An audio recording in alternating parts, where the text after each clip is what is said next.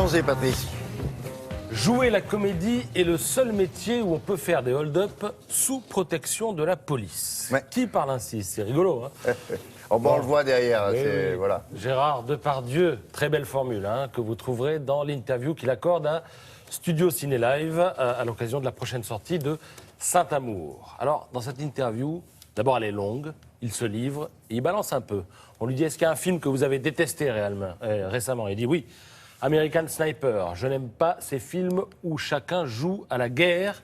Je préfère regarder les infos. Alors, Bradley Cooper, dans American Sniper, l'histoire de cet homme-là, tiré des mémoires d'un homme qui était seul en Irak, un sniper.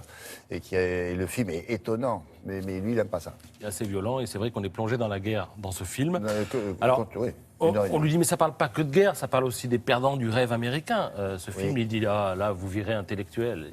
De toute façon, il balance sur les États-Unis. Alors, Toretton, vous savez qu'il a eu des Toretton l'a un peu allumé l'an dernier. Ouais, il lui règle son compte en une formule.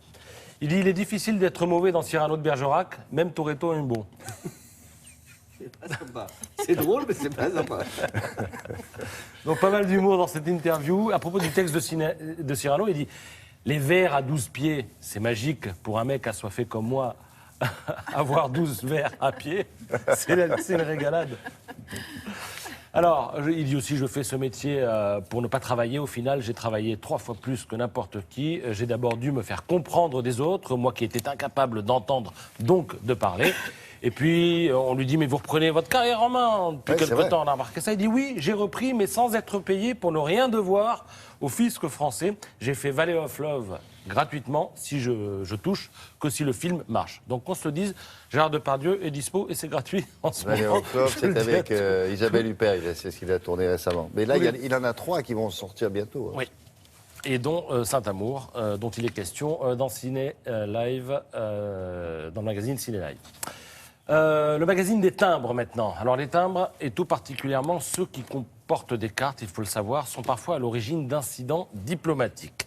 Je vous raconte cette histoire qui est extraite de ce journal. En 1961, le président de la République italienne, Giovanni Gronchi, doit se rendre au Pérou. C'est une visite officielle. Donc pour marquer l'événement, on crée un timbre. Apparaissent donc en couleur sombre, regardez le timbre, l'Italie et le Pérou. Sur ce timbre rose, ils sont un peu plus sombres. Et alors là, les services italiens, comme c'est l'usage, envoient le timbre au préalable à l'ambassadeur du Pérou. Et là, menace de rupture des relations diplomatiques. Pourquoi? Ils sont trompés. Non, parce que la représentation du Pérou, oui, est amputée de l'une de ses provinces amazoniennes, laquelle fait l'objet d'une dispute entre le Pérou et le Brésil. Alors en catastrophe, on va redessiner le timbre.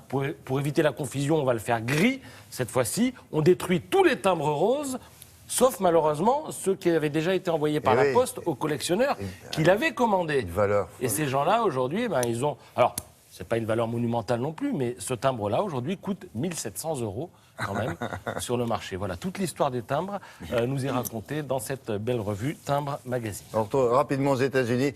Des nouvelles d'une coiffeuse star en France dans les années, je dirais quoi, 80-90, si je vous dis Charlie en particulier. Vous vous souvenez de cette coiffeuse qui faisait les nuques un peu courtes des actrices de cinéma. Et on disait, mais qui il a révolutionné ça? Alors, un jour, elle a disparu.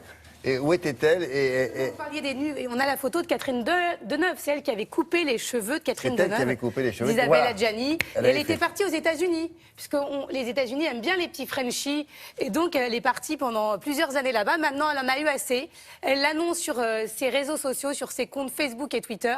Elle revient à Paris coiffer les Françaises. Voilà. Très bien. Un bon ententeur, salut. Merci beaucoup. Avec Sylvie Adiga, on va s'intéresser au design et on va vous présenter une agence très particulière.